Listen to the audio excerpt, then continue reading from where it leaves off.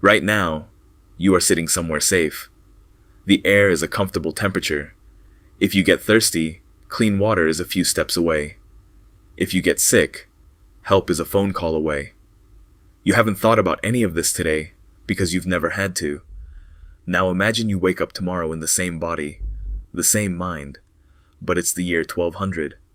Not as a knight, not as a king, just as an ordinary person, in an ordinary village, on an ordinary morning 800 years ago. Here's the honest question. How long would you last? Most people assume they'd figure it out. They imagine some hardship, some discomfort, but survival. The truth is harder than that. For most of the people watching this, the answer is measured not in years, but in weeks. And the reasons why reveal something we never think about. Just how much invisible protection you're standing inside of right now without ever seeing its walls. Let's start with the first morning. You wake up cold. Not uncomfortable cold. Dangerous cold.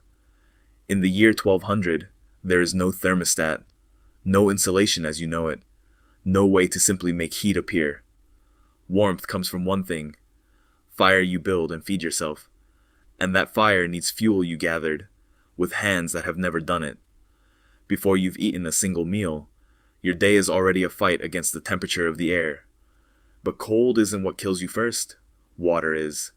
You're thirsty, so you do the obvious thing. You find a stream, a well, a barrel, and you drink. In your modern life, this is nothing. In 1200, this is a coin flip with your life. There is no way to know if that water is clean. There is no chlorine, no filtration, no understanding of what a bacterium even is. The connection between dirty water and death won't be understood for another 600 years. So you drink. And if you're unlucky, within days your body begins to empty itself out. Dysentery, cholera, illnesses that today are a bad afternoon and a prescription. In 1200, with no way to replace the fluids you're losing, they are a death sentence that arrives in under a week. And here's the part that should stop you. The people around you drank that same water and lived. Not because it was clean. It wasn't. But because they'd been drinking it their entire lives. Their bodies had made a brutal, decades-long peace with the local water that yours has never made. You didn't grow up here. You have no immunity. The village toddler beside the well is safer than you are. Sit with that. A 3-year-old in 1200 would outlast you. Let's say you survive the water. Let's say you're careful, you're lucky, you make it through the first weeks. Now you meet the thing that killed more people than any war in human history. Not a sword. Not a plague, even. Just a small cut. You're working, because everyone works, constantly, or they don't eat, and you scrape your hand. A splinter. A blister that tears. Nothing. In your world, you'd rinse it and forget it. In 1200, there are no antibiotics. There is no such thing. If bacteria enter that cut and begin to spread, there is almost nothing anyone can do. An infection that today costs you $5 in 3 days can, in 1200, climb up your arm and end you. People died from scratches, from stepping on the wrong nail, from a tooth that went bad.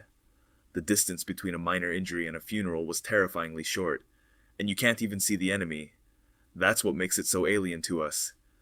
The people of 1200 lived their entire lives surrounded by invisible things that could kill them, and they had no name for any of it. No germs, no infection theory. When someone died from a cut, it wasn't bacteria. It was fate, or sin, or bad air. They were fighting a war against an enemy they couldn't see, describe, or fight back against. You would be too. Now let's talk about food, because even if the water doesn't get you and the cut doesn't get you, you still have to eat every single day. And nothing about that is guaranteed. There are no shelves. There is no store. Every calorie you consume, someone grew, raised, or found. And it depends entirely on the sky. One bad harvest, and an entire region goes hungry. 2 bad harvests in a row and people starve. Real starvation. The kind that hollows out a village. You have no savings of food, because there's almost no way to preserve it well. You eat what the season gives you. In late winter, when last year's stores run thin and this year's crops aren't ready. Even the people who did everything right go to bed hungry. They called it the hungry gap. It came every single year, and your modern body is not ready for any of it. You've never been truly, deeply hungry for weeks at a time.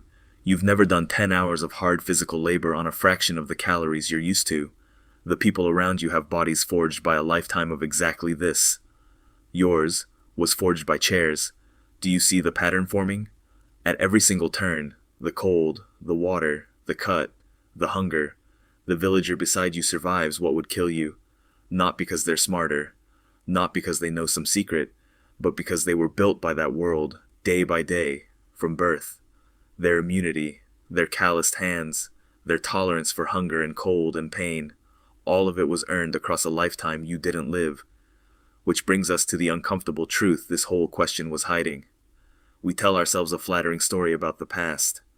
We imagine that people back then were somehow weaker, more primitive, that we, with our knowledge and our science, are the strong ones. But drop you into their world with none of your tools, and that story collapses in about a week. You are not stronger than a person from 1200. You are more protected than them. There is a difference, and it is enormous. Every soft thing about your life, the clean water, the warm room, the medicine, the food that appears without fail, was built by thousands of years of people slowly, painfully solving each of these problems so that you would never have to face them. You are standing on top of all of it. And because it's invisible, you've never once had to thank it. The person in 1200 had none of that. And they lived anyway. They fell in love, raised children, told jokes, buried their dead, and got up the next morning to do it again. Inside a level of daily danger that would break most of us in days. So how long could you survive in the year 1200? Probably not long. But that's not the real lesson. The real lesson is the reverse of what you expected when this video started. You didn't discover how weak they were. You discovered how much is being done for you, every second, by a world you never see. Tonight, you'll drink a glass of water without a single thought. You'll do the one thing that could have killed you in 1200, and it won't even register. That's not weakness. That's the most extraordinary privilege in human history, and almost nobody ever notices they have it.